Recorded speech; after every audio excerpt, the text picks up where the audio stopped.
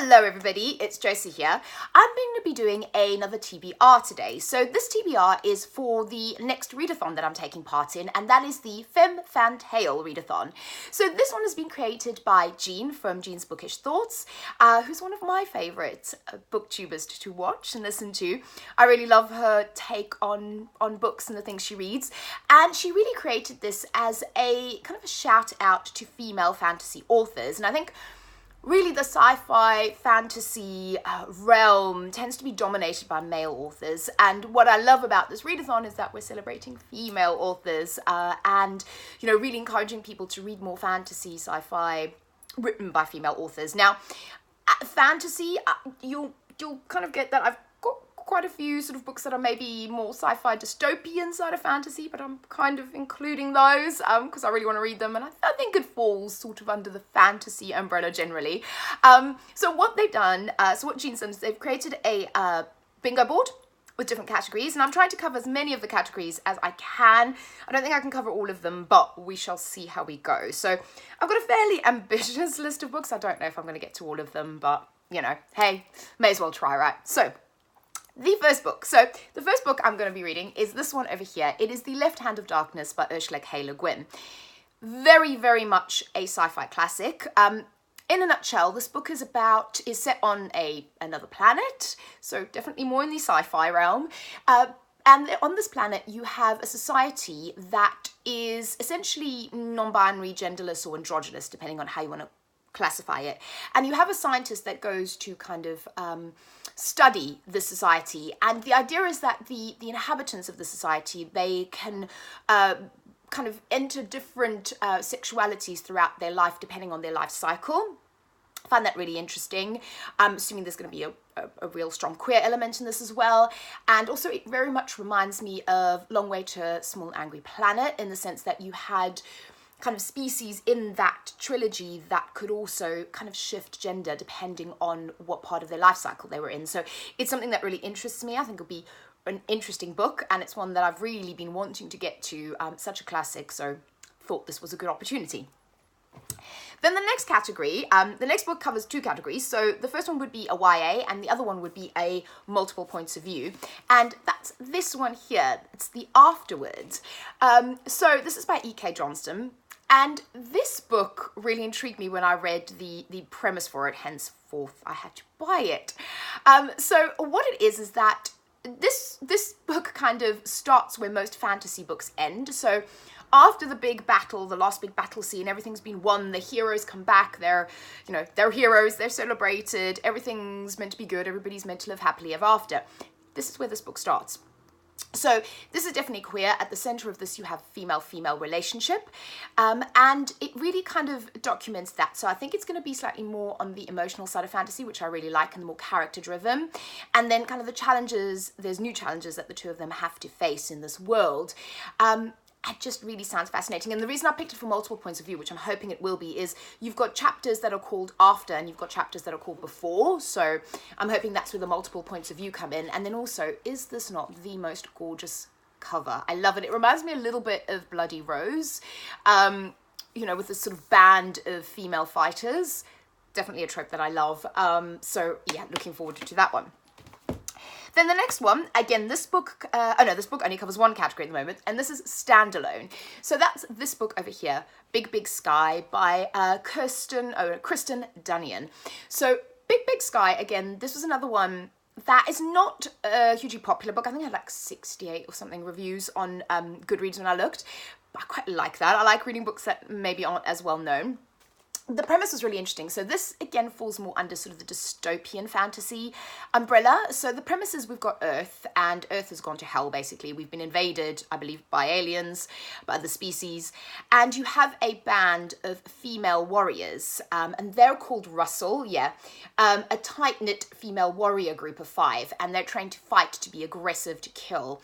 And what I believe happens, again, I believe the protagonist is queer in this book, so female-female relationship or just a queer protagonist should be somewhere in this book. And the fact that they have to kind of escape this star pod they've been put in, and, you know, all is not as it seems. So it sounds really fascinating. Again, I love the cover, that kind of really Doc Marten, tough girl sort of cover. Sounds amazing. I've got another Kristen Dunyan book to read, and I'm hoping this is going to be good because I'm really looking forward to the other one as well. So yeah, this is the next one. Then the next book covers two categories. So we've got a BAME author, and then also in another country. So that's this one. It's Kindred by Octavia E. Butler.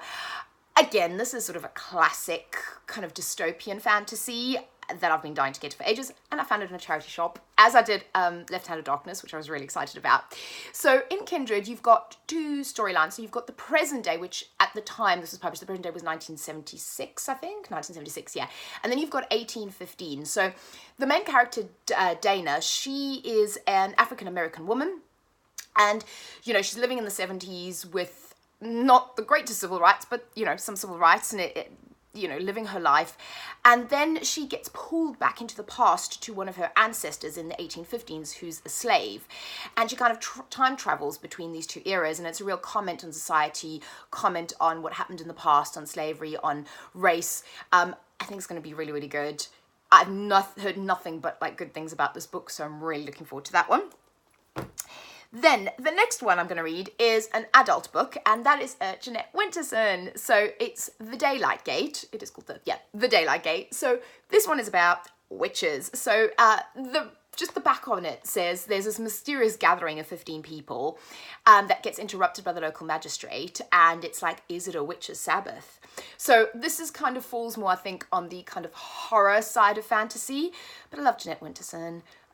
This sounded really great when I, again, saw it in a charity shop, and I was like, she doesn't usually write kind of horror fantasy, so I'm quite interested to see what this is going to be like. And actually, I like a lot of Jeanette Winterson books have sort of fantasy-esque elements in them, but horror is not something I've seen from her before, so I'm looking forward to that.